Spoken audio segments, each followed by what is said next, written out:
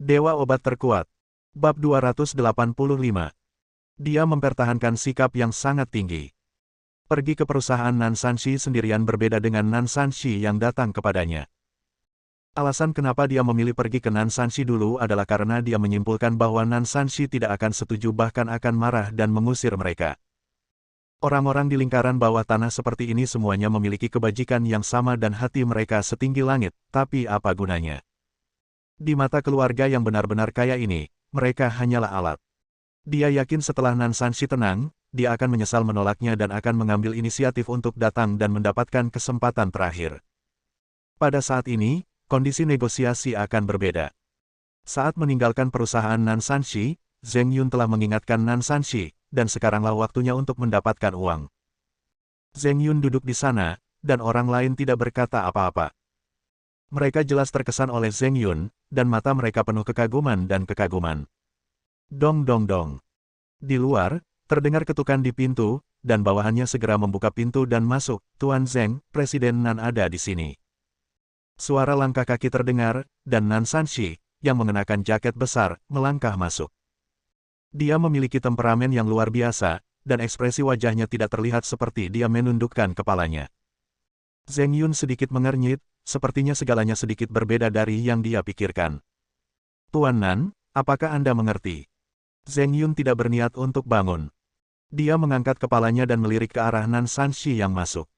Jika kamu mengetahuinya, kamu masih memiliki kesempatan sekarang, tetapi kondisinya berbeda dari sebelumnya. Dia mencibir, ingin melihat rasa malu dan gugup di wajah Nan Sanshi, tapi dia tidak melihat apa-apa. Nan Sanshi mengulurkan tangannya, dan orang-orang di belakangnya segera melangkah maju, melepas jaketnya, dengan hati-hati melipatnya dan meletakkannya di lengannya. Nan Sanshi berjalan ke sofa dan duduk. Apa kondisimu? Ketidakpedulian dan ketenangannya membuat Zheng Yun kembali terpana. Bukan saja dia tidak melihat rasa malu dan kegelisahan Nan Sanshi, sepertinya Nan Sanshi tidak menundukkan kepalanya ketika dia datang ke sini. Kamu di sini, bukankah kamu di sini untuk bekerja sama denganku? Menjadi agen keluarga Zhengku? Tentu saja tidak.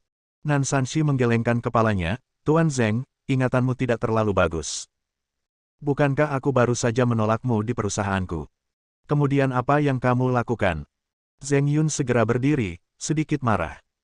Dia tidak menyangka Nan Sanshi tidak datang ke sini untuk menundukkan kepala dan mengakui kesalahannya, tetapi dia berani berbicara dengannya dengan sikap seperti itu.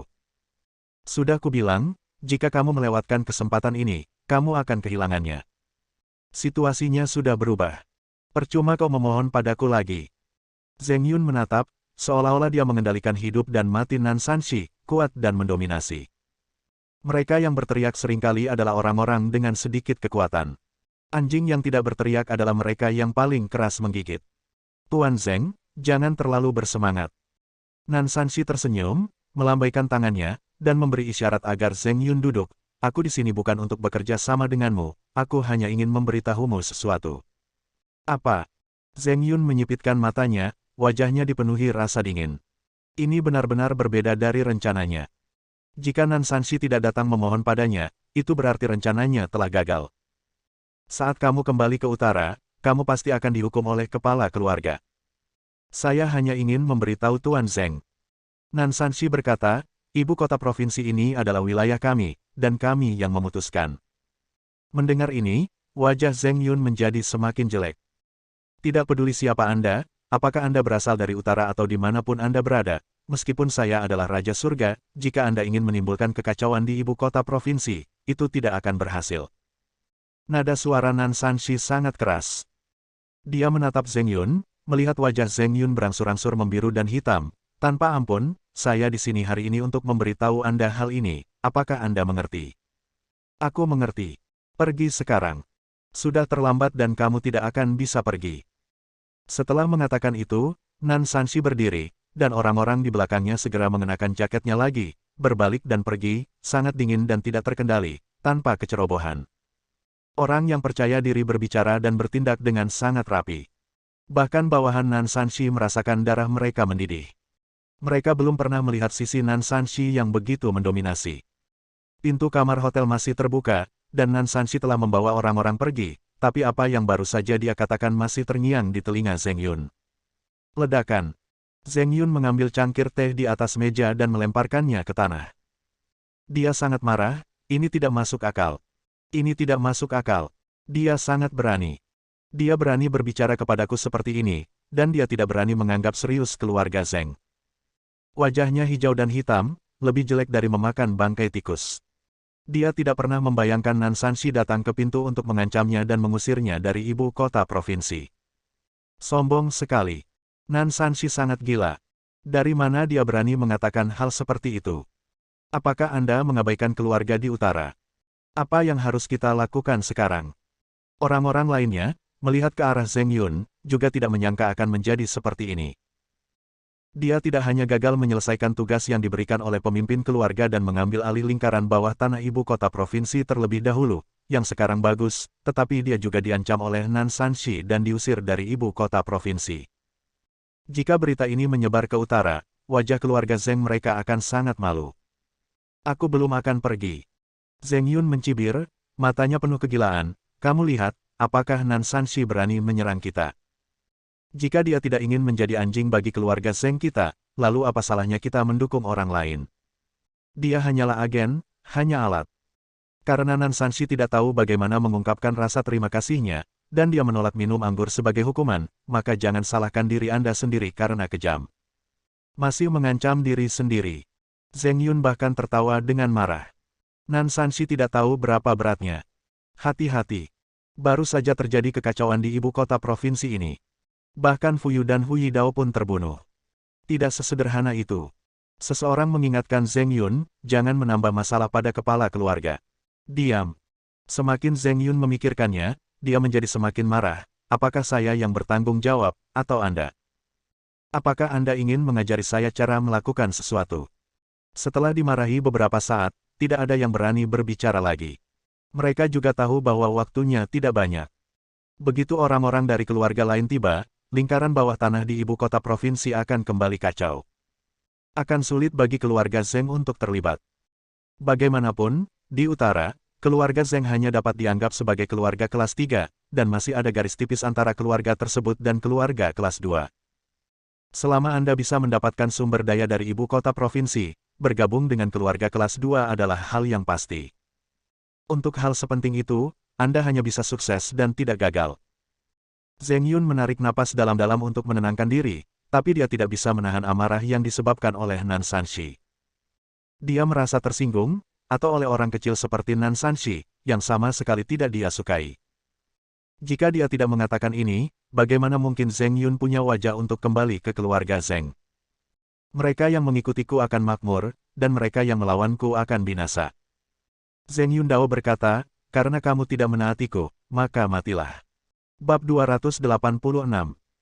Nan Sanshi berjalan keluar dari hotel, menarik napas dalam-dalam, dan merasakan tubuhnya ringan dan nyaman. Sangat keren untuk berbicara dengan percaya diri.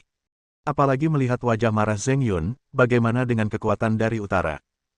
Tuan Nan, apakah kita ingin menonton di sini? Beberapa bawahannya juga sama-sama bersemangat, berharap Zheng Yun dan yang lainnya akan dipukuli jika mereka tidak pergi. Nan Sanshi menatap mereka, tidak, mereka pasti tidak akan pergi. Pergi begitu saja bukanlah sebuah keluarga di utara. Bahkan jika mereka tidak memiliki tulang punggung, mereka setidaknya harus memiliki wajah. Jika mereka melarikan diri setelah diancam oleh saya untuk beberapa kata, saya akan meremehkan mereka. Jangan pergi. Kalau begitu lawan dia. Semua orang berkata dengan penuh semangat. Nan Sanshi tersenyum, jangan khawatir, biarkan mereka menari.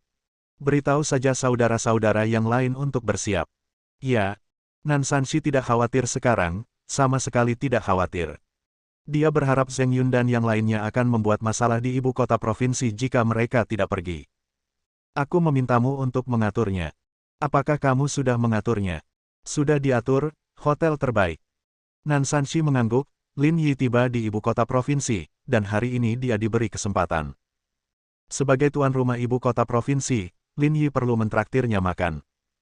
Tentu saja, dia tidak bodoh, dia tidak memenuhi syarat untuk mengundang Lin Yi sendirian. Tentu saja, pantas untuk mengundang semua karyawan Ye ke jamuan makan dan kemudian mengundang Lin Yi untuk berkumpul. Mustahil untuk mencapai titik ini tanpa memiliki kecerdasan emosional sedikitpun. Nan Sanshi menyuruh seseorang mengatur hotel, dan kemudian memerintahkan anak buahnya untuk menjemput Lin Yi dan yang lainnya. Dia pergi ke hotel untuk melakukan persiapan terlebih dahulu. Lin Yi tidak bisa tinggal lama di ibu kota provinsi, dan dia benar-benar tidak memiliki kesabaran. Dia hanya ingin merekrut beberapa talenta berguna untuk departemen barunya, dan juga untuk menjerat orang-orang aneh itu. Ketika laba-laba hitam datang ke pintu, mereka semua akan jatuh ke tangannya. Lin Yi tidak akan pernah lupa kenapa dia melakukan semua ini. Di luar pintu, mobil yang diatur oleh Nan Sanshi tiba. Saudara Lin, mobilnya sudah tiba, ayo pergi. Liu Feifan masuk dan berkata. Lin Yi mengangguk tanpa berkata apa-apa, bangkit dan berjalan keluar. Tuan Lin. Sopir itu turun dari mobil dan berdiri di luar mobil menunggu. Ketika dia melihat Lin datang, dia buru-buru berlari ke kursi belakang, membuka pintu, dan berkata dengan hormat, tolong. Lin Yi tidak berkata apa-apa dan langsung duduk. Liu Feifan mengikuti dan naik ke kursi penumpang. Mobil mulai dan menuju ke hotel yang diatur. Sepanjang jalan, Lin Yi tidak berbicara dan tidak tahu apa yang dipikirkannya. Liu Feifan tidak berani mengganggunya karena takut mempengaruhi pemikiran Lin Yi. Aku teringat.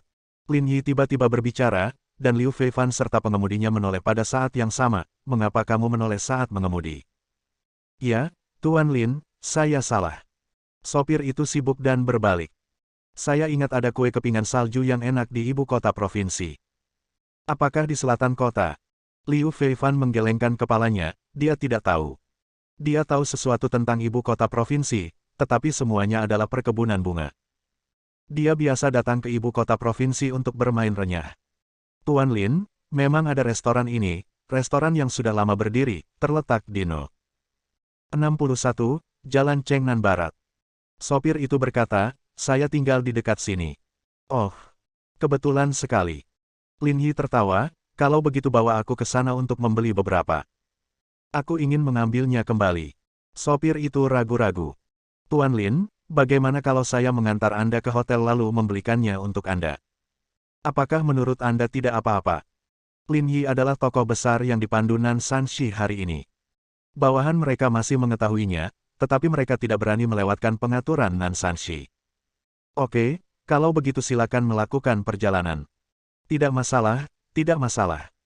Sopir itu berkata dengan tergesa-gesa. Mobil melaju ke hotel. Begitu Lin Yi dan Liu Feifan keluar dari mobil, pengemudi menyalakan mobilnya lagi dan bergegas menuju selatan kota. Di hotel, karyawan lain di kantor Ye di ibu kota provinsi telah tiba. Semua orang duduk di sana dengan sopan, tidak terlalu aktif. Ketika mereka mengetahui bahwa itu adalah Nan Sanshi, bos besar di lingkaran bawah tanah, mereka akan mengadakan jamuan makan, mau tak mau mereka merasa sedikit gugup. Saya pikir keluarga Ye telah memprovokasi Nan Sanshi dan mengorganisir perjamuan Hongmen. Semuanya, harap lebih santai. Mulai sekarang, kita semua adalah rekan kerja, dan saya ingin Anda memberi saya lebih banyak bimbingan. Melihat suasananya kurang meriah, Nan Sanshi berinisiatif untuk memeriahkannya. Saya baru sampai di Ye Group, dan saya tidak mengerti banyak hal. Mau tidak mau saya akan merepotkan semua orang di masa depan. Nan Sanshi menjadi karyawan Ye. Untuk bos besar seperti dia yang memiliki banyak industri, dia tidak kekurangan uang. Sekelompok orang saling memandang, beberapa tidak percaya. Hari ini, saya hanya ingin mentraktir semua orang makan dan mengenal satu sama lain sehingga kita bisa bekerja sama lebih baik di masa depan. Nan Sanshi berkata. Dia mendongak dan melihat Lin Yi dan Liu Feifan masuk. Dia segera meletakkan gelas anggurnya dan berjalan cepat. Tuan Lin. Melihat Lin Yi datang, karyawan Ye sepertinya langsung mengerti. Mereka semua tahu bahwa Lin Yi sangat kuat, tetapi mereka tidak menyangka bahwa Nan Sanshi pun akan bersikap begitu sopan padanya. Tuan Lin, selamat datang, selamat datang. Nan Sanshi berkata buru-buru, lalu menoleh ke arah Liu Feifan, Tuan Muda Liu, silakan lewat sini. Dia memimpin Lin Yi dan Liu Feifan ke meja utama, dan dengan hormat mengundang Lin Yi untuk duduk di kursi utama. Sejak saat itu, karyawan Ye tiba-tiba sadar. Semuanya, silakan, jangan terkekang, makan dan minum. Nan Sanshi menyapa dan mengedipkan mata ke arah bawahannya, meminta mereka segera mengobarkan suasana di setiap meja, namun tetap tidak ada yang berani bergerak. Melihat ini, Lin Yi mengulurkan tangannya dan mengangguk, dan berkata dengan tenang, tidak perlu bersikap sopan padanya, hotel ini adalah yang terbaik di ibu kota provinsi, dan anggur serta makanannya tidak murah. Begitu dia selesai berbicara, seseorang mulai minum anggur. Bagaimana Anda bisa melewatkan makanan dan anggur mahal seperti itu?